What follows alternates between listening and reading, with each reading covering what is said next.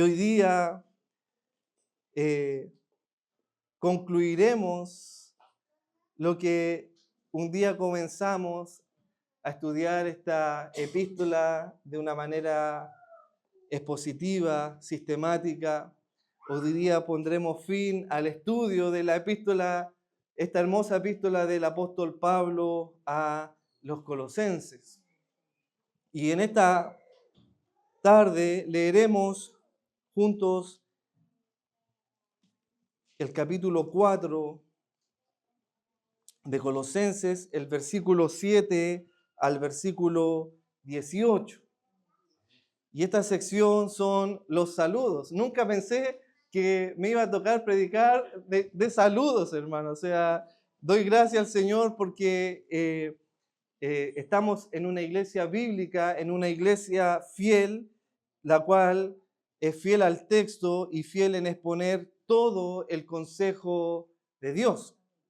Y en esta tarde leeremos las salutaciones finales del apóstol Pablo a la iglesia de Colosas. Y dice así la palabra del Señor en el capítulo 4, en el versículo 7, dice: todo lo que a mí se refiere os lo hará saber Tíquico, amado hermano amado hermano y fiel ministro y consiervo en el Señor, el cual he enviado a vosotros para esto mismo, para que conozcan lo que a vosotros se refiere y conforte vuestros corazones. Con Onésimo, amado y fiel hermano, que es uno de vosotros, todo lo que acá pasa os lo hará saber. Aristarco, mi compañero de prisiones, os saluda, y Marcos, el sobrino de Bernabé, acerca del cual habéis recibido mandamientos, si fuere a vosotros, recibidle. Y Jesús, llamado Justo, que son los únicos de la circuncisión que me ayudan en el reino de Dios y han sido para mí un consuelo. Os saluda Epafras, el cual es uno de vosotros, siervo de Cristo, siempre rogando encarecidamente por vosotros en sus oraciones, para que estéis firmes, perfectos y completos en todo lo que Dios quiere. Porque de él doy testimonio de que tiene gran solicitud por vosotros y por los que están en la Odisea y los que están en Hierápolis. Os saluda Lucas, el médico amado, y Demas.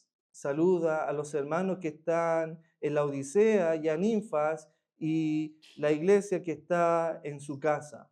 Cuando esta carta haya sido leída entre vosotros, haced que también se lea en la iglesia de la Odisea y que la de la Odisea la leáis también vosotros.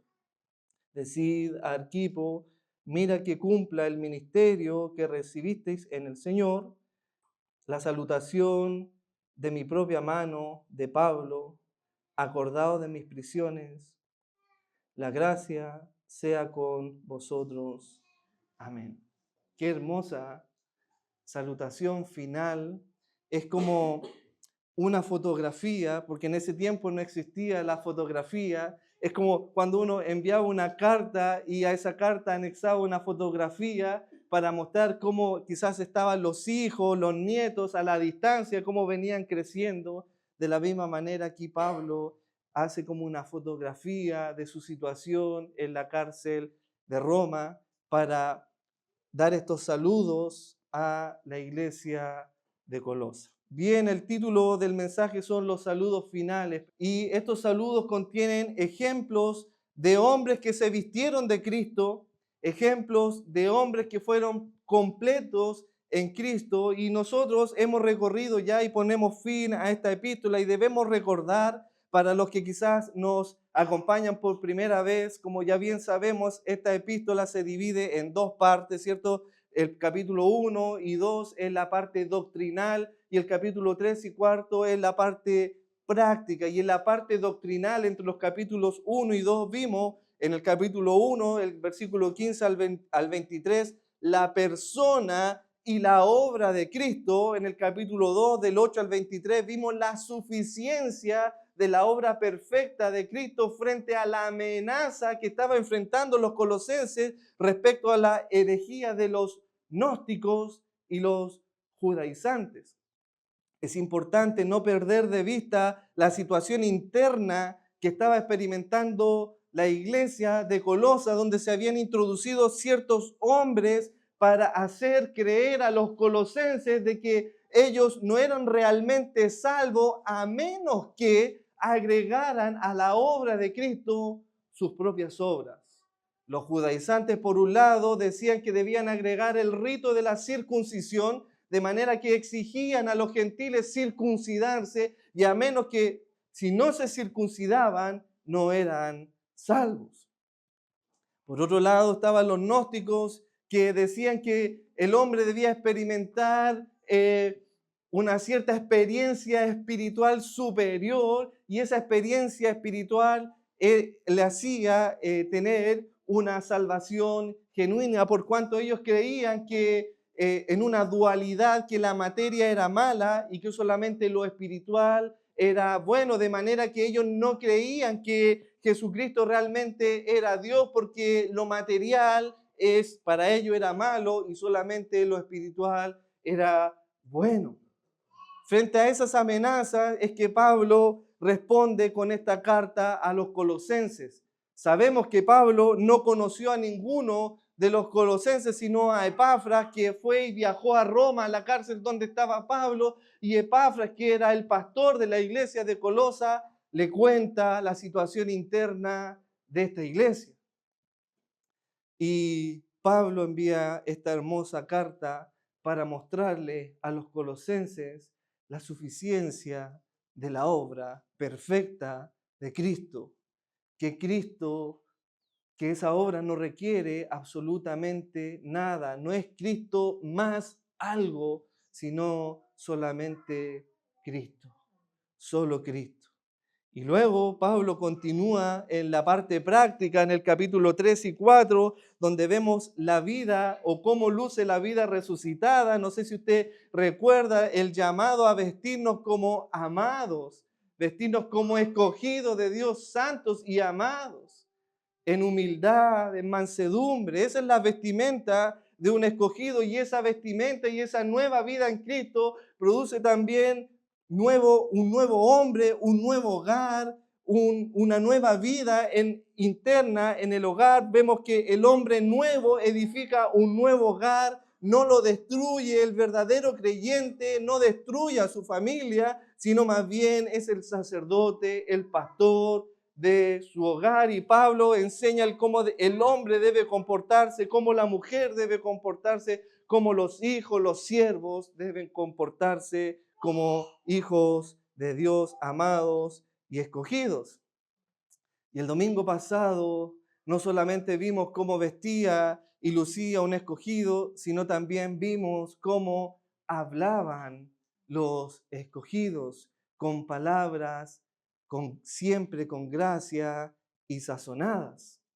De manera que todo eso cubre Pablo en su epístola, y ahora termina Pablo y nos presenta esta salutación.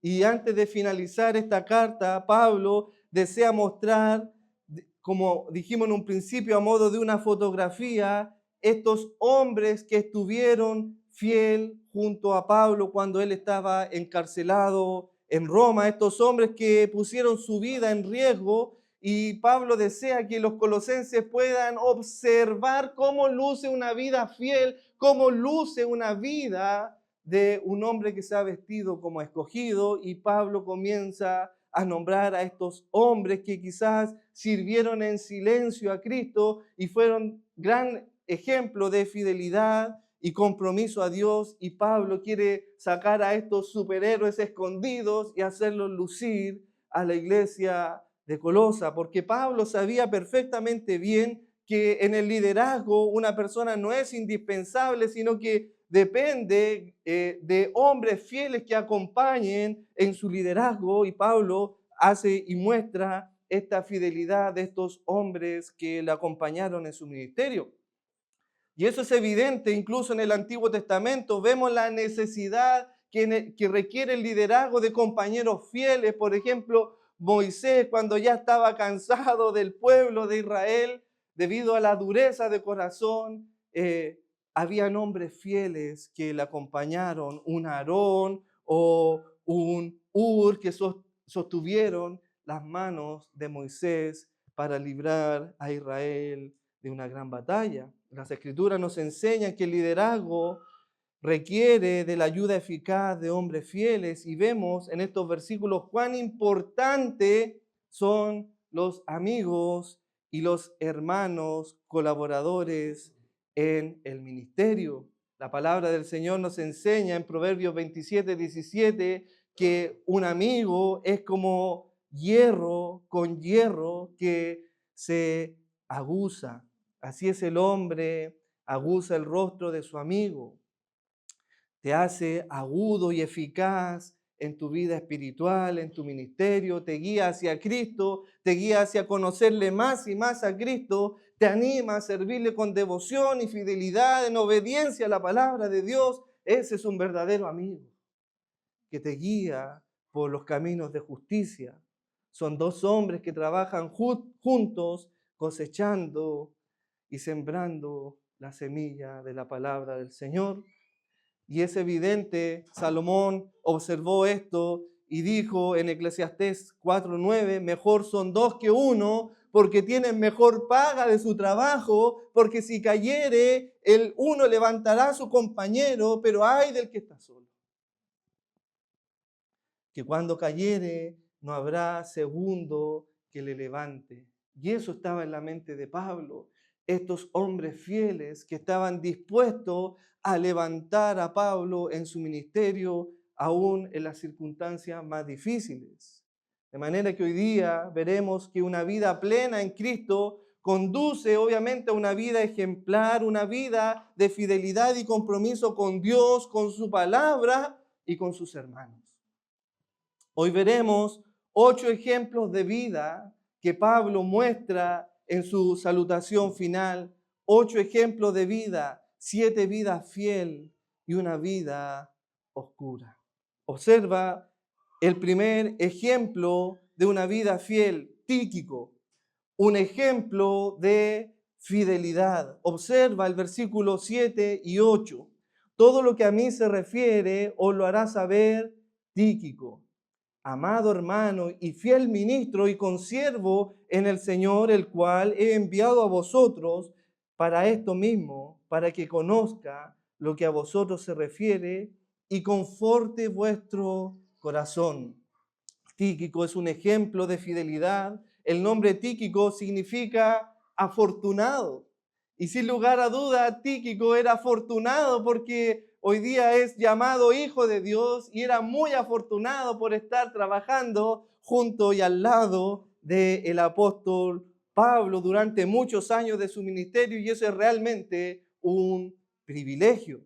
Se menciona a Tíquico 5 veces en el Nuevo Testamento. La primera vez que se menciona o se menciona por primera vez es en Hechos 24, en la que lo encontramos en medio de un viaje misionero hacia Asia junto a Pablo, cuando él comenzaba su tercer viaje misionero hacia Macedonia y Grecia. Tíquico era un hombre muy capacitado, el cual podía reemplazar perfectamente a los hombres más connotados de la época, preparados por Pablo para la obra del ministerio. Y me refiero a Tito y a Timoteo. Tito y Timoteo fueron instruidos por el apóstol Pablo, y Tito y Timoteo fueron enviados a establecer iglesias y formar un cuerpo de ancianos, porque ellos estaban verdaderamente preparados para la obra del ministerio. Pero Tíquico era una carta, como se dice, bajo la manga, que podía reemplazar perfectamente a Tito y Timoteo. ¿Cómo lo sabemos esto? Observa conmigo Tito capítulo 3, versículo 12. Esta carta del apóstol Pablo al joven Tito.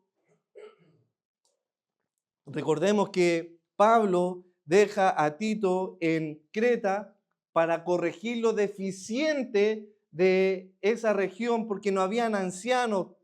Tito tenía que establecer un cuerpo de pastores, de ancianos, para que gobiernen bien la iglesia de Dios, de manera que mira la posición de Tito que tenía para poder ordenar las deficiencias que habían en Creta.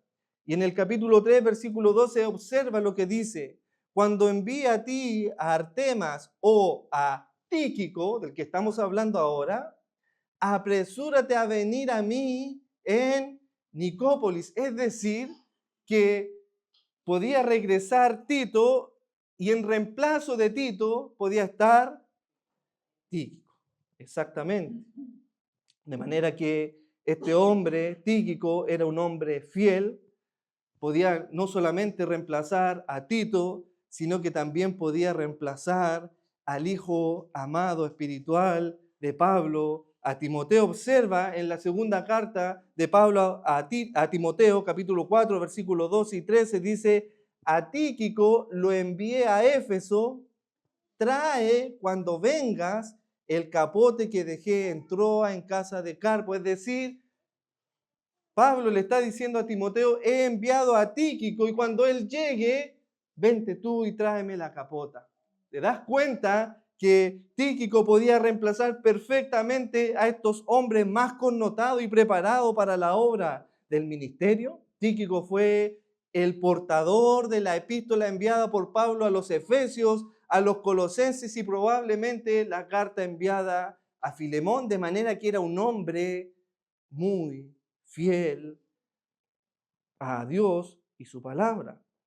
En nuestro texto encontramos que Pablo cita 3 cualidades en la vida de Tíquico. Observa, 3 cualidades: amado hermano, un ministro fiel y consiervo en el Señor. Si bien es cierto, todo cristiano debe amar a su hermano, pero Pablo enfatiza en llamar a Tíquico amado hermano, es decir, dando a entender que la iglesia de Colosa debía amar a este hombre por la función y el trabajo que él prestaba a la iglesia.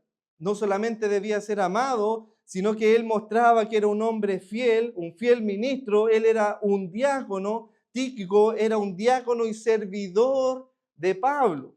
Eso es lo que dice cuando dice fiel ministro. Esa palabra ministro se traduce en la palabra griega diáconos, donde nosotros hoy día utilizamos esa palabra diáconos para referirse a los servidores que están ayudando a los ancianos. Pero en ese sentido horizontal, Tíquico era diácono de Pablo, pero en un sentido vertical, Tíquico para Pablo era su consiervo. Era un consiervo en el Señor.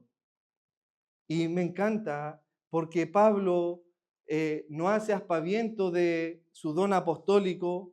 Pablo no tiene ningún problema de posicionarse junto a Tíquico, porque según Gálatas 6:14 nos dice Pablo que lejos esté de mí gloriarme en algún título de apostolado, sino más bien él se gloría en la cruz de nuestro Señor Jesucristo, de manera que Tíquico debía ser recibido como un hermano que destacaba espiritualmente, un hombre que podía confortar los corazones de la congregación. Observa el versículo 8 de nuestra lectura: el cual he enviado a vosotros para que esto mismo, para que conozca lo que a vosotros se refiere y conforte vuestros corazones. La palabra confortar viene de la palabra griega parakleto, donde nosotros lo asociamos a la obra del Espíritu Santo, que es el Paracletos, el consolador, de manera que Tíquico era un consolador para la iglesia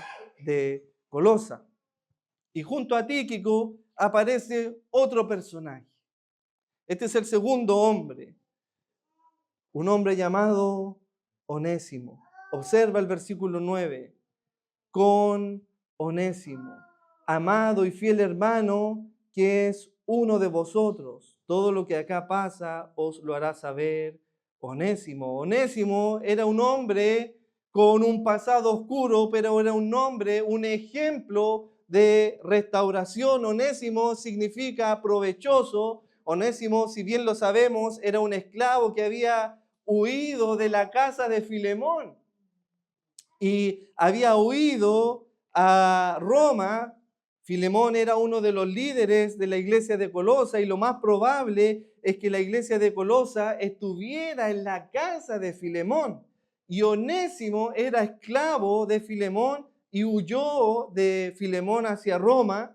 Obviamente Roma era un lugar muy perfecto para esconderse, era una capital cosmopolita, de manera que podía pasar desapercibido. Sin embargo, por alguna de las circunstancias y dentro de la providencia de Dios, cae al parecer en la cárcel, donde conoce a Pablo y Pablo le presenta el evangelio y lo conduce a la obediencia de Cristo, y Onésimo conoció a Cristo y ahora es conducido por Pablo de regreso a Colosa, pero ya no como un fugitivo, sino como un amado y fiel hermano.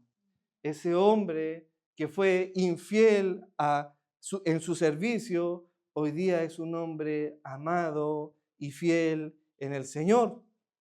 Cuando un hombre pone su fe en Jesucristo, el pasado de su vida queda atrás y es una nueva criatura en Cristo. Onésimo es una ilustración perfecta de cómo luce una nueva vida en Cristo, como dice Pablo en 2 de Corintios 5:17, de modo que si alguno está en Cristo, nueva criatura es. Este es un ejemplo vívido de qué es lo que significa una nueva criatura. Un hombre infiel que huye como fugitivo, regresa como un hombre amado y fiel a Dios.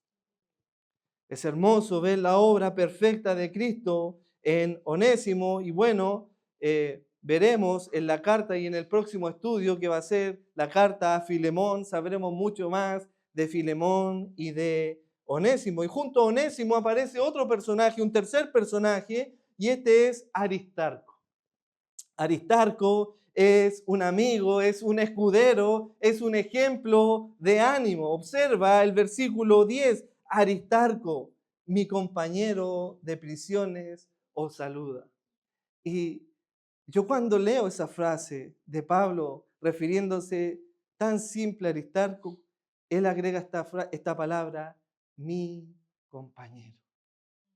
No es un compañero, sino que es mi compañero. Es un amigo que va a todas partes, que está en las buenas y en las malas, a pesar de las consecuencias de lo que significa seguir a Pablo. Recuerda la circunstancia en que se encontraba Pablo. Pablo estaba encarcelado en Roma por predicar el evangelio y Aristarco viene a ayudar a Pablo en la cárcel para que Pablo siga expandiendo la obra evangelista, el mensaje de Cristo. De manera que era un hombre valiente y fiel. Aristarco fue un fiel compañero de Pablo, fue fiel aún en medio de disturbio por causa del evangelio. Aristarco aparece en las escrituras en Hechos 19:29, cuando ese famoso disturbio en Éfeso, cuando estaban los plateros que hacían templecillos y se amontonan porque decían que Pablo y Aristarco y los que estaban junto a Pablo trastornaban a toda Asia con el mensaje del evangelio, diciendo que no son dioses los que se fabrican con las manos. Y toda la multitud de Éfeso se agolpó contra estos hombres. Pablo no estaba ahí, pero estaba ahí Aristarco, dispuesto a dar su vida por el evangelio. Y Pablo lo presenta aquí como compañero de prisiones. Si bien el texto dice compañero de prisiones, es muy poco probable que Aristarco estuviera preso junto a Pablo, sino que más bien el término se refiere a que le acompañaba en su vida de prisión. Ese es el sentido. Aristarco era un hombre que renunció a su propia libertad, renunció a su vida por estar junto a Pablo y para proveer a todas sus necesidades. Cualquier líder desearía tener a un Aristarco al lado, un hombre fiel en medio de las pruebas y dificultades. Pablo se refería a Aristarco como suyo, mi compañero, este es mi amigo, este es el que está en las buenas y en las malas, este es el que me acompaña en estas circunstancias, no tiene miedo de mis persecuciones. Está ahí porque Él es mi compañero. Imagina a Pablo preso por predicar y Aristarco viniendo a ayudarle en llevar las cartas y los mensajes del Evangelio a otros hombres. Sin lugar a duda, era un hombre valiente, digno de destacar. Si contrastamos a Aristarco, por ejemplo, con Pedro, que estuvo junto a Jesús, cuando Jesús fue arrestado, lo primero que hizo Pedro fue negarle y huir del maestro. Cuando Pablo estuvo preso por predicar el Evangelio, Aristarco no huyó, sino que permaneció fiel junto a su amigo. Y junto a Aristarco aparece un cuarto hombre. Observa este cuarto hombre, un hombre llamado Marco. Y es una de las historias que me fascinan. La vida de Marco es fascinante. Marco es un hombre útil, un ejemplo de restauración. Observa el versículo 10. Y Marco, el sobrino de Bernabé, acerca del cual habéis recibido mandamientos, si fuera a vosotros, recibidle. Eso es lo que Pablo está instruyendo a los colosenses. Cuando venga Marco a vosotros, recíbale.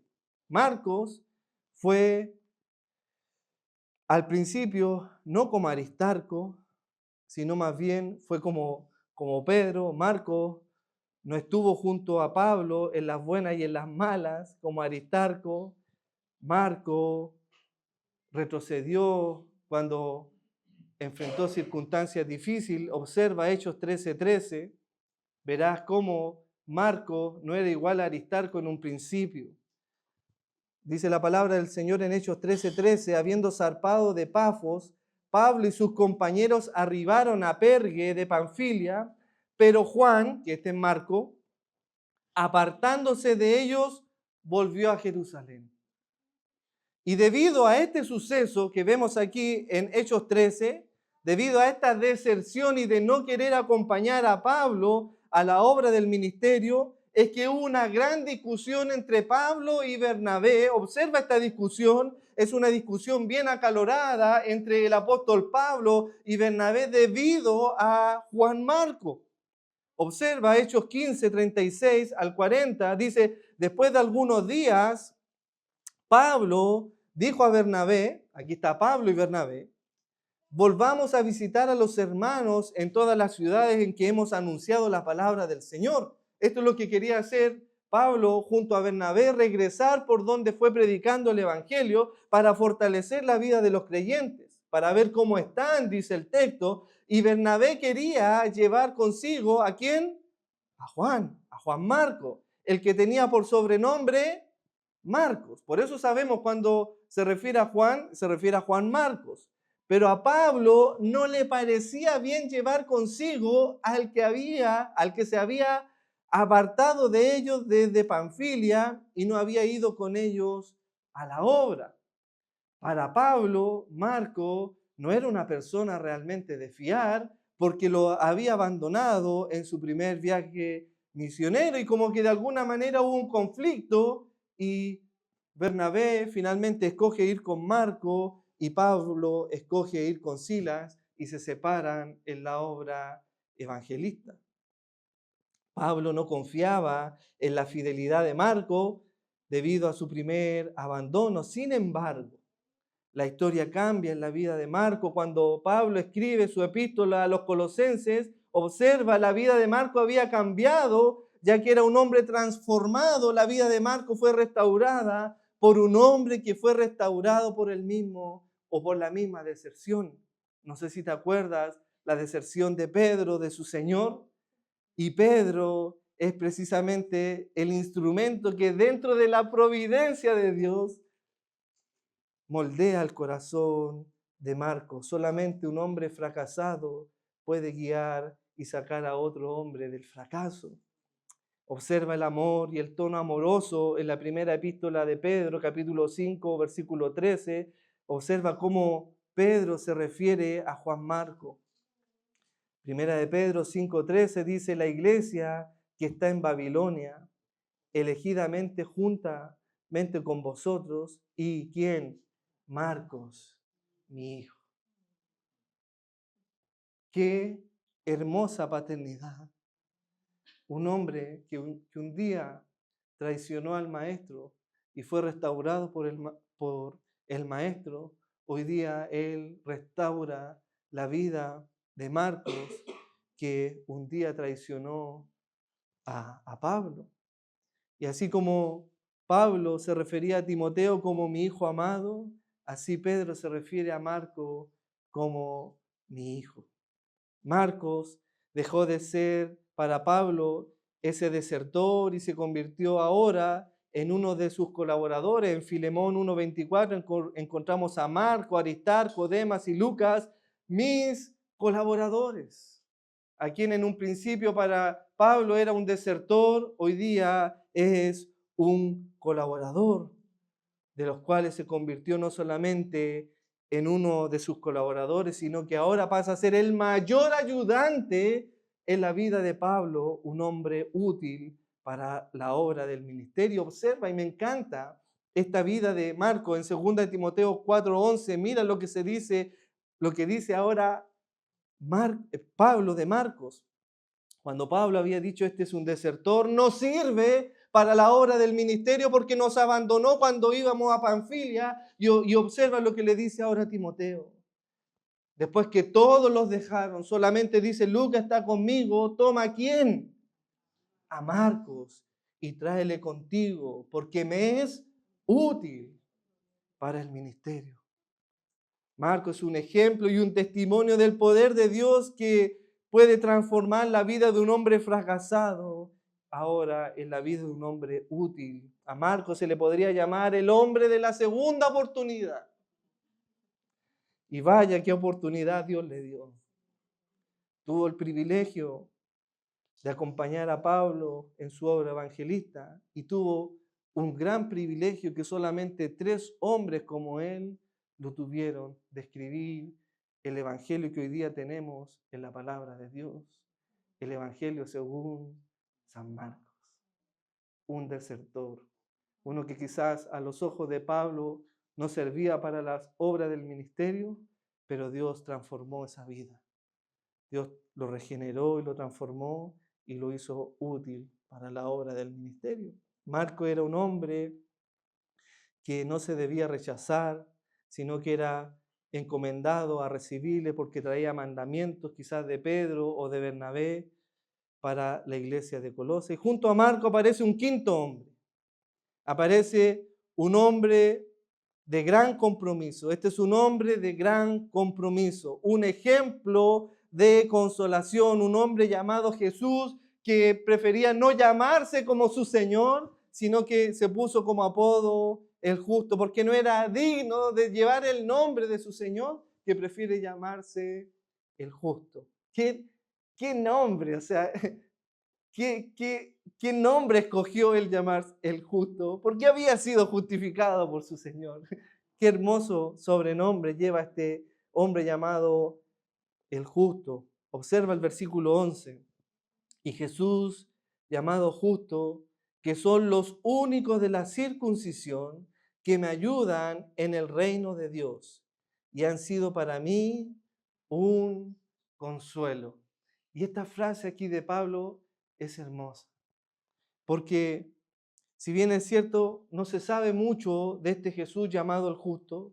Quizás fue un judío que creyó al mensaje de Pablo cuando Pablo predica en Roma, cuando convocó a los principales judíos en la ciudad de Roma, cuando llega ahí a Roma, eso en Hechos 28, y Pablo predica ahí y vienen estos hombres judíos a oír el mensaje de Pablo. Quizás este era uno de los que estaba ahí, no lo sabemos, pero sí lo que sabemos tanto que justo como Marco y Aristarco eran judíos y eran los únicos de los de la circuncisión que le ayudaban en la obra del ministerio.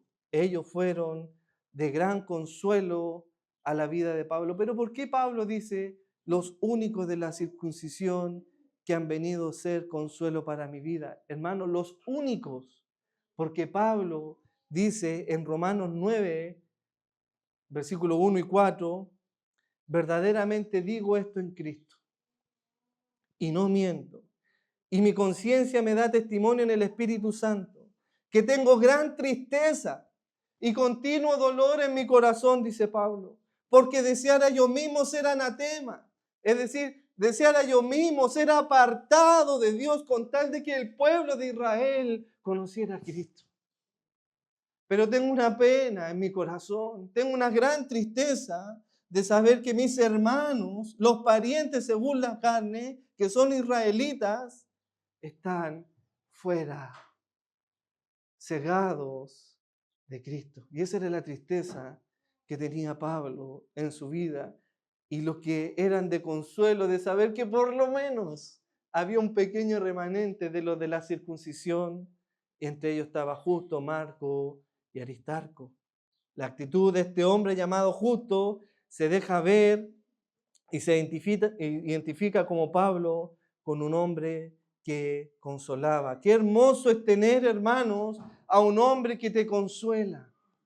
Qué hermoso es tener a tu lado en la obra del ministerio, en el trabajo del ministerio, a un hombre que está dispuesto a consolarte como hermano. Bueno, y junto a Justo encontramos a otro nombre llamado Epafras, este hombre ya conocido por nosotros, el pastor de la iglesia de Colosa, el hombre que viaja a Roma para contar a Pablo las circunstancias que enfrentaba la iglesia de Colosa. Este es un hombre de oración. Epafras, un hombre de oración, un ejemplo de solicitud. Observa la vida de Epafras. Colosenses 4:12 dice, os saluda Epafras, el cual es uno de vosotros, dando a entender que es de Colosa, siervo de Cristo, siempre rogando encarecidamente por vosotros en sus oraciones. Era un hombre que perseveraba en la oración. Sabemos que Epafras es el pastor de la iglesia de Colosa, por Colosenses 1:7. Epafras es un hermano de oración que ruega por sus hermanos y observa las cualidades. Observa su oración, ora para que estén firmes. Aquí él ora para que los colosenses estén en pie como un soldado de la guardia pretoriana. Ora para que sus hermanos sean perfectos, teleios, completos, maduros, enteramente desarrollados. Epafras ora para que los colosenses sean completos en Cristo, llenos, plenamente satisfechos. Epafras rogaba encarecidamente, y la palabra encarecida viene de la palabra aganizomai, que nosotros lo traducimos como agonía. Epafras oraba agonizantemente por sus hermanos con tal de verlos completos en Cristo. Anhelaba que los colosenses llegaran a la madurez espiritual y estuvieran convencidos en todo a lo que Dios se refiere. Bueno, este es el último hombre fiel que está junto a Epafras. Aparece en el versículo 14, un hombre con talentos. Un hombre con talentos. Y nos referimos a Lucas, el médico amado.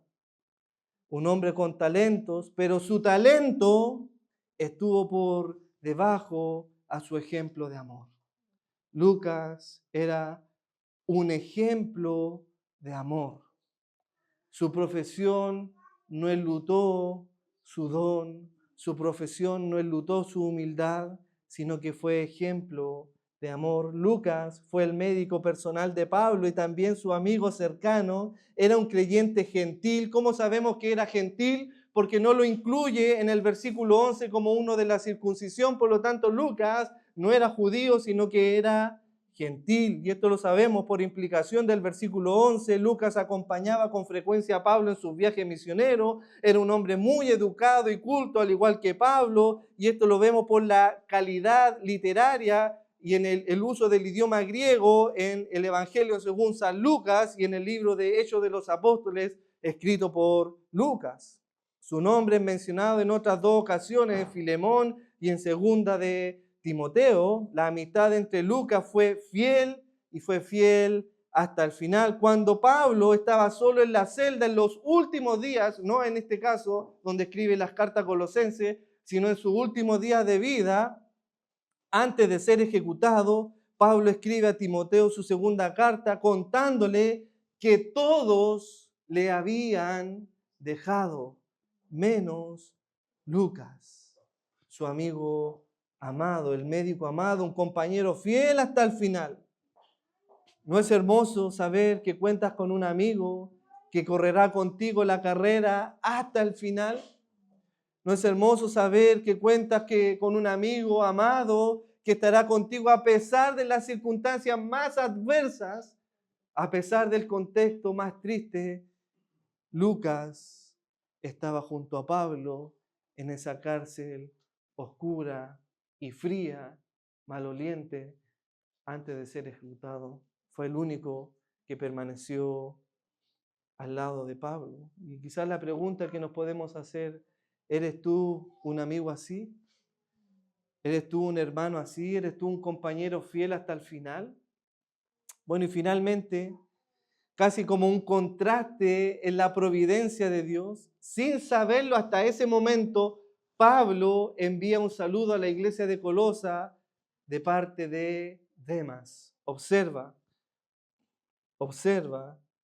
el saludo de Demas. Versículo 14, os saluda Lucas, el médico amado, y Demas. Junto a Lucas estaba Demas.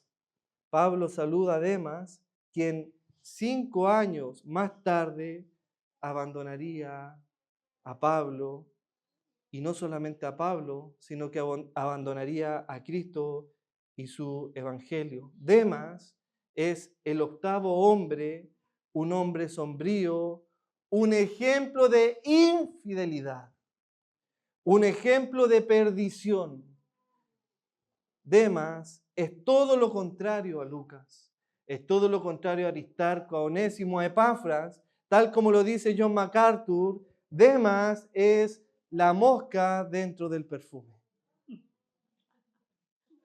Este hombre había hecho un importante compromiso con la obra de Dios, estuvo con Pablo durante 2 encarcelamientos, pero después de escribir esta carta de Colosenses, 5 años después, Pablo describe en su última carta, en esta carta de soledad y en la fría cárcel romana, en 2 de Timoteo 4, 9 y 10, observa lo que escribe respecto a la tragedia de Demas. Un hombre que corría bien, aparentemente corría bien. Observa 2 de Timoteo 4, 9. Pablo le dice a Timoteo: procura venir pronto a verme.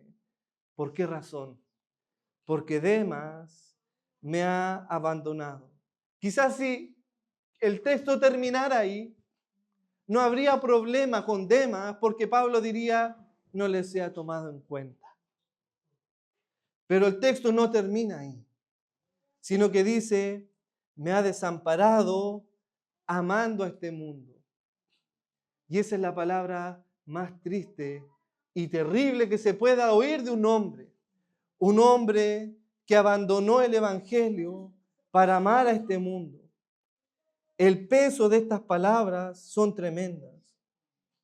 Quizás todo sería distinto si la carta hubiese terminado que Demas le ha desamparado, pero no. Pablo le dice que Demas se fue amando al mundo. ¿Pero qué tiene de malo amar al mundo? ¿Qué tiene de malo que un hombre se vaya y deje el ministerio para ahora amar al mundo?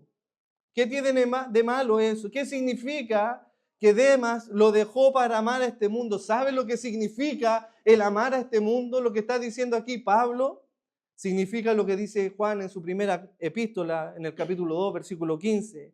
No améis al mundo, ni las cosas que están en el mundo. Si alguno ama al mundo, el amor del Padre no está en él. Es un hombre que no es amado por Dios. Qué triste es la vida de un hombre capaz de abandonar el evangelio para amar este mundo. Santiago, el medio hermano de Jesús, dice en Santiago 4:4, dice: oh almas adúlteras, ¿No sabéis que la amistad del mundo es enemistad contra Dios? Imagínate, la simple amistad y compañerismo con el mundo es enemistad contra Dios. ¿Cuánto más es amar al mundo? Cualquiera pues que quisiera ser amigo del mundo se constituye enemigo de Dios. Y Demas pasó ahora a ser un enemigo de Dios, amando este mundo. ¡Qué terrible tragedia! Volver atrás para satisfacer los deseos de la carne. Qué triste tragedia el conocer la hermosura de Jehová en su palabra y volver atrás para satisfacer deseos de adulterio, fornicación, lascivia, amor al dinero. Traicionar a Cristo por el dinero, traicionar a Cristo por un momento y abandonar el Evangelio por amar a este mundo. Volver atrás para vivir la vida a tu manera y no a la manera de Cristo. Eso es lo que está diciendo Pablo de Demas, un hombre que no estuvo dispuesto a pagar el precio de seguir a Cristo. Hebreos 10:38 relata cómo es la vida de estos hombres.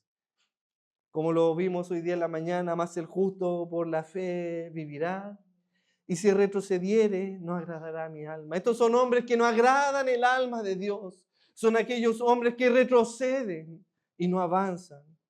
Pero dice el escritor de Hebreo, pero nosotros no somos de los que retroceden para perdición, sino de los que tienen fe para preservación del alma. De manera que Demas no tenía una fe salvífica.